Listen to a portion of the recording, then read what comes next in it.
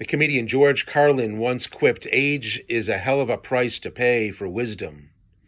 There's a certain universal truth to Carlin's joke, because who hasn't at some point in his life thought to his or herself, if only I was smart enough to know when I was younger, and here we fill in the blank with whatever life lesson has come to you with age, but you wish you had known in your youth.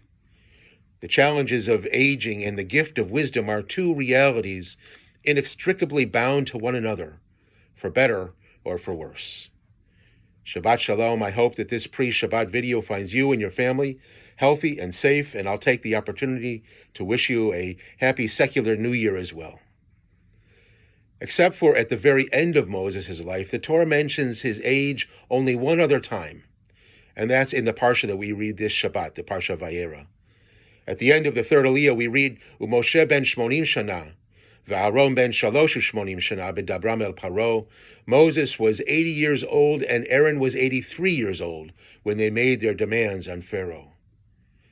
It's as if the Torah is making a point of telling us that at the very beginning stages of Moses' tenure of leadership, he was not a spry 40-year-old, upwardly mobile, corporate ladder climbing, corner office seeking wunderkind.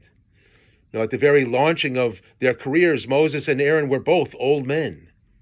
The Torah pays tribute to the two leaders, and in doing so makes a profound statement on that timeless connection between age and wisdom.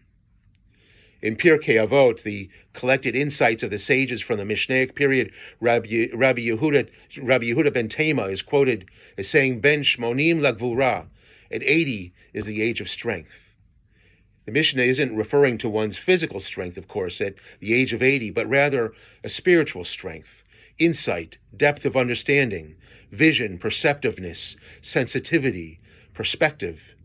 In other words, when it comes to the necessary ingredients for outstanding leadership, if one is blessed with the vitality and vigor, age has its advantages. The Talmud in the Masechet Kedushin says it directly, "An old person is a wise one," for the word zaken, which means old in Hebrew, is an abbreviation for three words, Zeh shekana chokhmah, one who acquired wisdom. We hear a lot of talk in the synagogue today about attracting young family members, developing young leadership, and ensuring the future of the synagogue. Without doubt, these are all critical elements to the long-term health of the synagogue community, but sometimes we forget the contributions of our veteran leaders, who should be valued for providing a much-needed long view, for having the ability to mentor, to share life experience, and for no longer being motivated by personal vanity and politics.